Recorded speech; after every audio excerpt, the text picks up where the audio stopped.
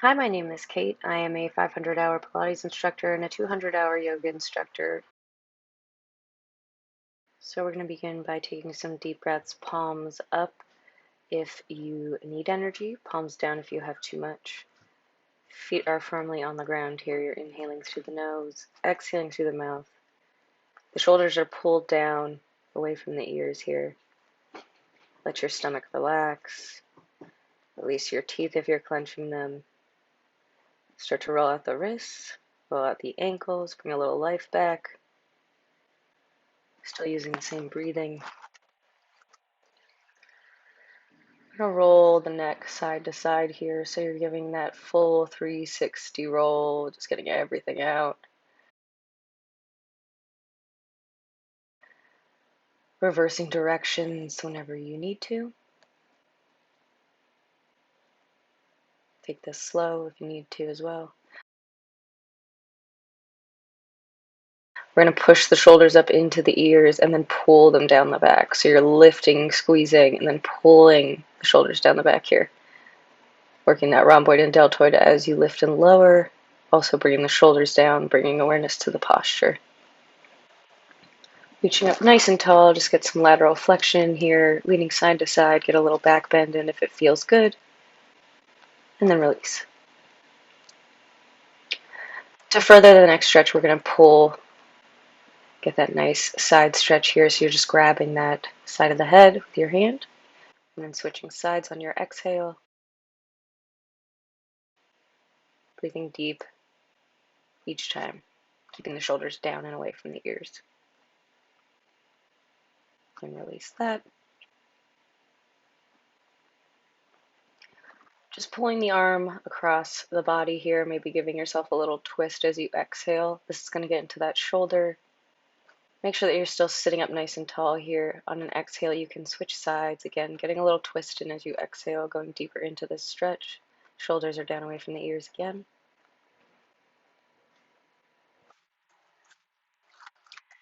And then lifting the arm behind our heads and grabbing it with the opposite hand if that's there for you. Again, this is one where you inhale. Maybe you sit a little taller. Exhale, push a little deeper by that elbow, getting deeper into the stretch. Adding a little bit more lateral flexion in here.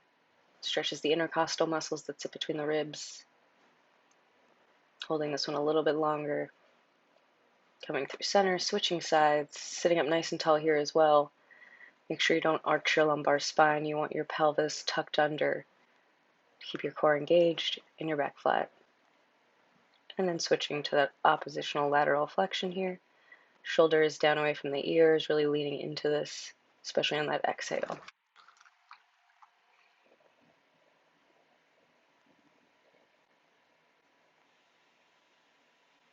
We're going to goal pulse the arms here and reach up overhead and then squeeze our elbows back behind the back. So you're reaching and then squeezing. So this has to be active on your own. You have to exhale, reach, have some squeeze between the shoulders, and then as you bring the elbows down, you're trying to tap them back behind you to engage the rest of that back. Moving on to tricep press here. You can either do this on the chair or I'll show you can do this on the desk as well.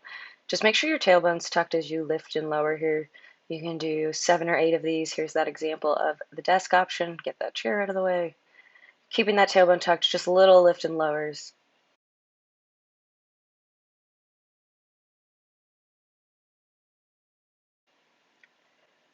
Again, here's that spine we're mentioning. We're going to hover our seat off the chair here and then sit back down. So again, just taking that little lift, you want to shift your weight into the front of the foot, keeping that back flat. Good. Make sure you exhale as you hover. Inhale, lower. You can tap the seat down. It's going to straighten up those glutes and hamstrings and quads, which we lose while we're seated all day. Building that back up. You're going to bring the feet to Pilates V, so toes are going to be on the floor. Heels can either be lifted or remain on the floor, but they're going to be glued together, so your feet are in a V shape. You're going to stand up nice and tall. You can have a fingertip or two on the desk and get that glute squeeze at the very top. So we have our feet in this V formation so that as you lift your adductor, that inner thigh can lift and squeeze. Your pelvic floor engages here as well. Shoulders are down the back. It's going to get all along that back body. Exhale as you lift. Inhale as you lower. Here's an example of the feet again. So you're in that Pilates V. Little hamstring stretch, take it down to a seat, keeping as flat of a back as you can. I had to check in the camera there for a second. Reach for those toes. As you inhale, maybe you lift an inch. As you exhale, you lower deeper into this stretch. If your chair wheels, I suggest finding something to push it up against. It's alarming. Just breathing here.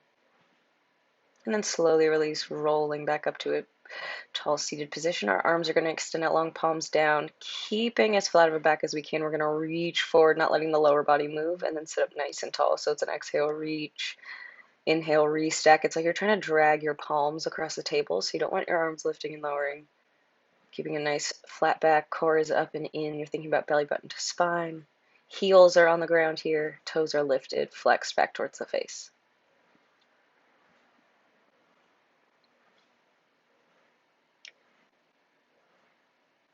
We're going to do some taps here. So with this, and you want to keep your back nice and flat. If you have to hold the front and back, that's fine. These don't look like a lot, but when you're seated up in this high posture position, keeping your toe pointed, maybe you're tapping the toe or the heel on the ground in front of you with control. You're engaging that entire leg top to bottom.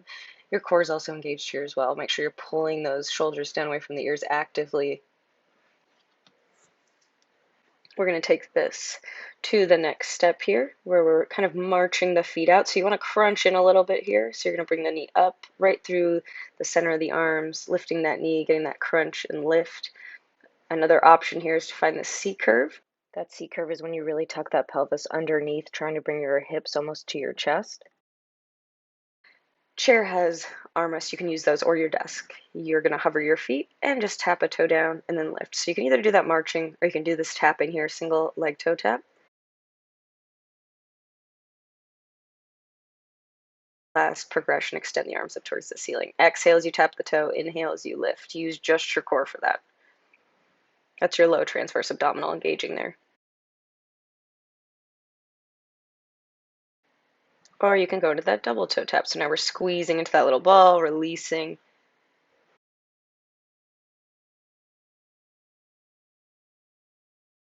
You get a little extra crunch in there as you lift the knees. You're using just that low transverse abdominal here to lift and lower. Core is up and in. Again, you can use that desk to tap the toes and then crunch it up nice and small, keeping everything engaged here. Don't knee yourself in the forehead, please. We're going to do the same thing, but now we're going to use our knees on a diagonal. So this is getting our obliques. If you have a chair that turns, that's fine. You can lean into the twist. But you're getting that crunch, bringing chin to chest as you roll down just a little bit. So you're thinking low rib to upper hip here. This is going to squeeze that oblique, get that waistline. Shoulders stay down the back. Make sure you're exhaling as you bring the knees up. And then as you restack the spine into that high posture, you're inhaling through the nose. And then we're going to flex that spine and find extension. So we're going to round through the upper back. Hands are at the base of the occipital bone here, and then arch the spine back. So working forward and back, finding that nice articulation through the spine. Don't release the neck too far back on the spinal extension. You don't want to crunch the cervical spine. Feet are firmly on the floor here, just following my breath. So you can inhale as you lift, exhale as you lower here. It's basically seated cat-cow.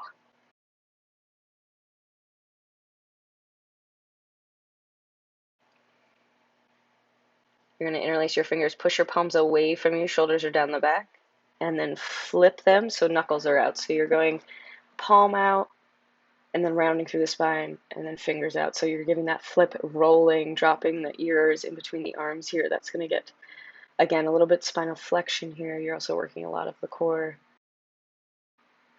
And then moving right along into our figure four stretch.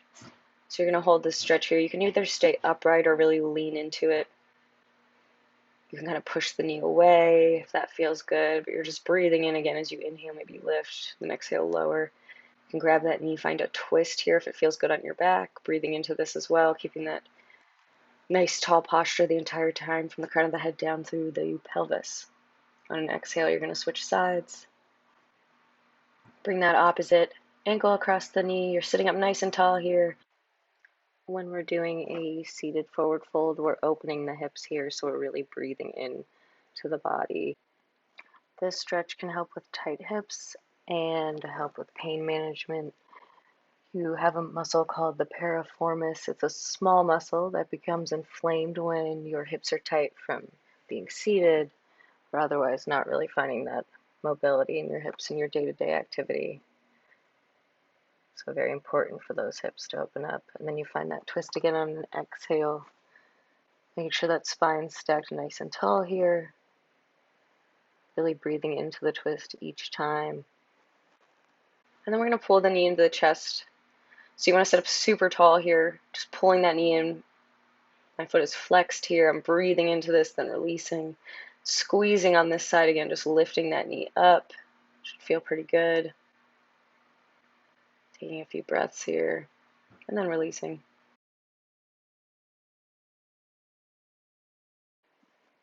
The seated knee to chest position stretches and stabilizes the pelvis and low back and helps reduce low back pain.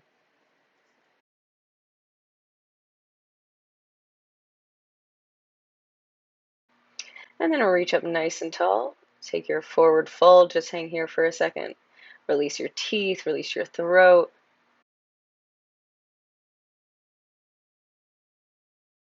If you cannot do a full forward fold, grab your chair.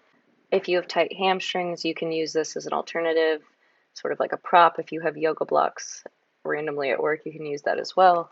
But basically, we're looking to breathe into the back of the leg, lengthening through the hamstring up into the pelvis. Our feet are about 6 to 12 inches apart, so right underneath the hips here. And feel free to hang here as long as you like. Thank you for doing desk stretches with me, and have a great rest of your week.